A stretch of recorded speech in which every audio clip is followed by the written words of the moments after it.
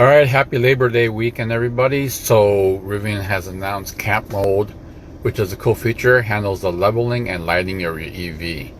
What the leveling is a lot of times people put these rooftop tents, and the issue with that being on the bed of the truck is that the angle is not flat. So now you got an auto leveling system or something that's controlled by the Rivian truck. Pretty cool.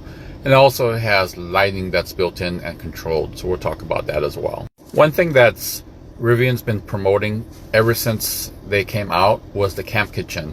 So with their prototypes, they really focus on this little cubbyhole area and the camp kitchen for overlanding. So overlanding was definitely in their sights as far as promoting. Pretty cool system here. So with the camp mode, it's going to optimize energy so you're not going to run out of battery when you're working, or not working, but overlanding. So it's going to have a stay on, stay off mode. You can control your music, other features, climate control, so that way you're not bothering your overland neighbors as well, and make sure you don't kill your battery. And for lighting, there are the mirror lights, which are actually floodlights. So now you have your built-in lights, so you can control lights at night. So pretty cool feature as well. Don't know the cost. Tell me what you guys think on this.